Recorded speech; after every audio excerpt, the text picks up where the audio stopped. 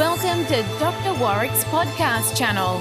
Warrick is a practising cardiologist and author with a passion for improving care by helping patients understand their heart health through education. Warrick believes educated patients get the best health care. Discover and understand the latest approaches and technology in heart care and how this might apply to you or someone you love.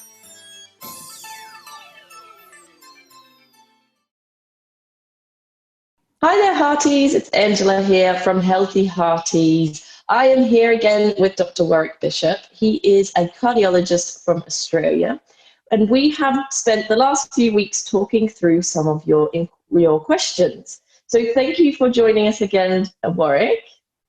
It's a pleasure, Angela. And I hope it looks beautiful behind you there. You've got the sun setting, so thank you for giving up your evening on a Sunday. Look, it's about 6 o'clock at night, or not far off, and it's been a beautiful day here. So, but it's a pleasure to join you, and I'm so excited that your Hearties really want more knowledge and that they're asking questions and wanting to learn more, because I think that's so valuable in the journey of good health around your best care. So that's a pleasure to be with you. Absolutely. Now, I do have a challenging question for you today, one that I think a lot of Hearties have probably tried to have with their own cardiologist or GP.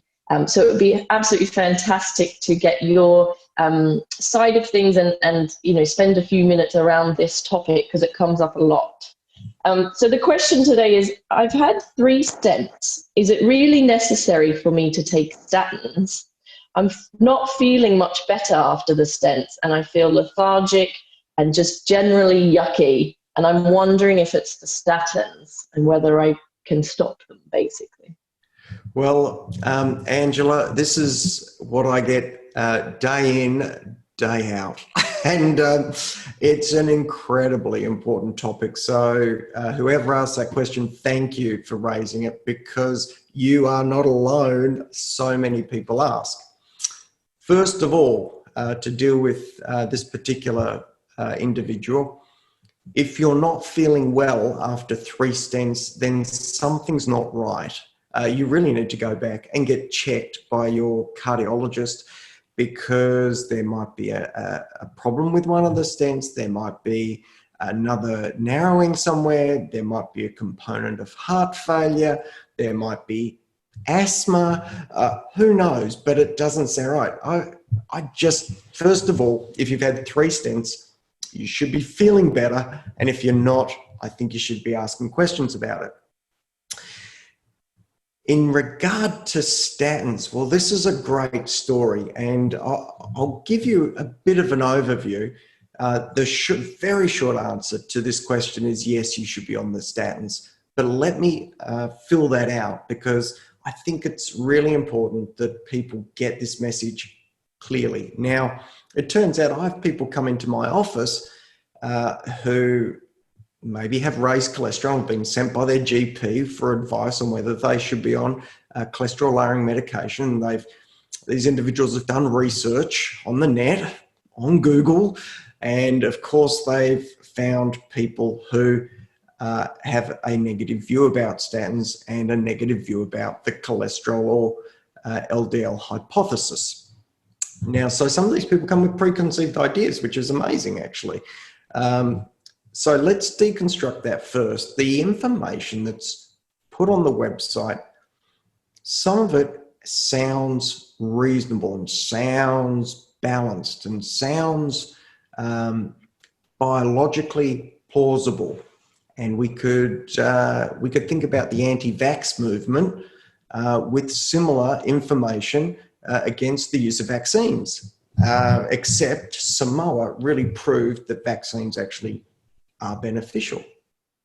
There may be side effects, but for a population base, the Samoans lost children, people with measles for lack of vaccinations. So, and that's because the whole story wasn't told. And the same is true with statins. The whole story is not told. So the story that's told about statins and cholesterol on the internet is high cholesterol doesn't necessarily mean you'll have a heart attack, and therefore we shouldn't treat it. Now, truth is, Angela, I actually agree with that. As a predictor for heart attack, cholesterol is not very precise, because I see patients who have raised cholesterol but nothing in their arteries, or raised cholesterol and terrible arteries. But I also see people with really average or average to low cholesterols with terrible arteries or normal arteries. So look, I'm the first to admit and agree that cholesterol of its own to predict who's going to have a problem is not that reliable. Mm-hmm. But the flip side of the story that's not told by these people who are often anti-cholesterol and anti-statin is that over the last 25 years, we have compelling, undeniable, robust scientific evidence that tells us over and over and over and over again that if we take individuals who have had a stroke or a heart attack or a bypass or a stent, these people who are truly high risk, and we lower their cholesterol, whether we lower it from a high starting point or from a low starting point, we reduce future risk of events in those individuals, and we can lower that cholesterol and get incremental benefit the lower we go. Mm-hmm. So it's incredibly important to get the distinction between trying to use cholesterol as the guide to who we treat with statins. So I don't think that makes sense, and because I'm interested in imaging the heart and trying to be more precise about who we give therapy to. But that's a very different conversation to the conversation about if we find someone actually has a problem, there's no question we should be trying to lower their cholesterol. And it actually doesn't matter what we do it with. If I was just going to follow on with, is there anything she could be doing to feel a bit better? Obviously, going back and saying, I'm not feeling great, maybe something's not right, having another barrage of tests.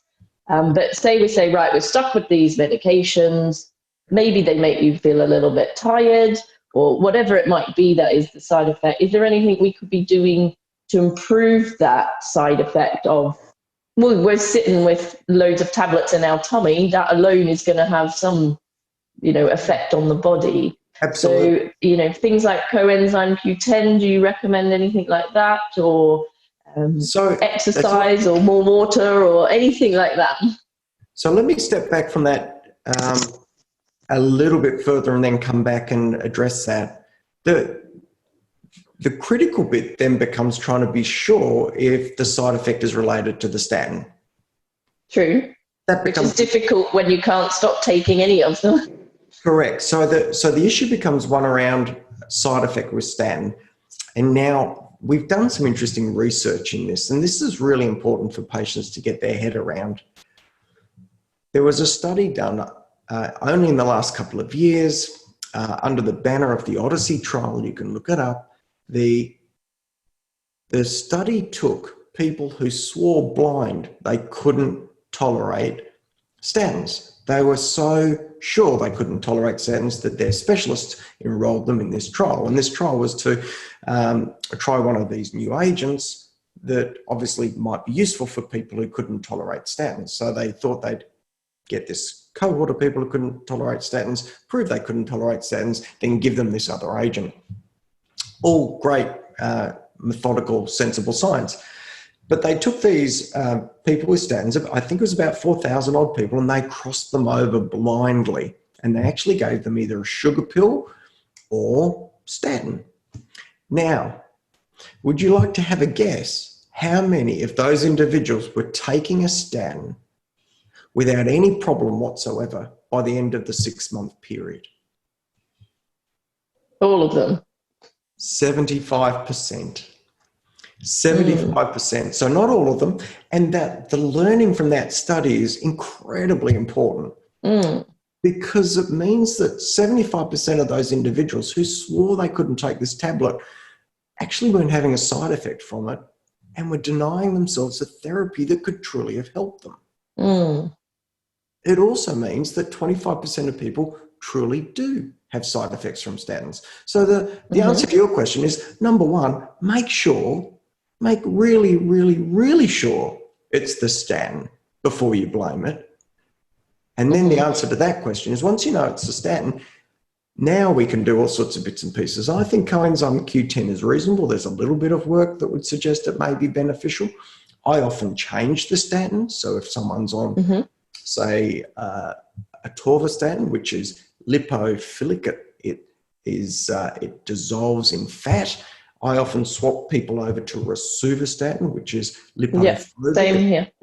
It doesn't dissolve into fat, or vice versa. And often I find that can make a difference. I've got one patient who, if he takes the proprietary brand of rosuvastatin called Crestor, he gets aches and pains. But if he takes the generic, he's absolutely fine. Interesting. Must be one of the fillers or something. One of the compounding agents, which is just fascinating. So I think the answer is we've got to be absolutely sure it's the statin, and then we can try a couple of maneuvers. Now, the other conversation I have with people is you've got to understand that this is not an allergy. This is an intolerance, and it's really important to understand intolerance is related to dose. So a good example of dose response is we have a glass of wine, barely notice a difference, tiny bit relaxed, enjoy the flavour. We have 10 glasses of wine, we're intoxicated. So that's a dose-related response. Well, we can do the same with statins. What we can say is, look, if this dose of statin is giving you a problem, then obviously if we gave you 10 times as much, you'd have a worse problem. But if we just asked you to lick the tablet once a fortnight, put it back in the medicine chest, you wouldn't get a side effect from that, would you? Of course not, because it's a dose-related thing. And so what I often do with patients is say, well, let's work on the dose that works for you. And it might be we halve the dose. It might be that we keep the same dose and do it alternate days. We might do it 3 days out of the week or 2 days out of the week. So there's a lot of mixing and trying to find a solution that works for that individual. And I've got some patients who are only taking like half a Crestor twice a week, but we've got them on ezetimibe as well, which is a complementary cholesterol lowering agent, and we're getting some good effect from that. Well, it sounds like you get this a lot, so thank you very much for going through that. And I guess the key thing is become a detective and find out what's going on, because it may not be the statin, it may be the statin, but you have to really look a bit deeper into that. And then maybe not just jump ship and try a few things and talk with your doctor about it. But that's really interesting. And I'm sure you'll have a podcast about statins somewhere along the line. So can you tell us a little bit more about your podcast and your website and whether there are any more bits and pieces about statins on there? Look, I would love to. I do, in fact, have a podcast on that very topic.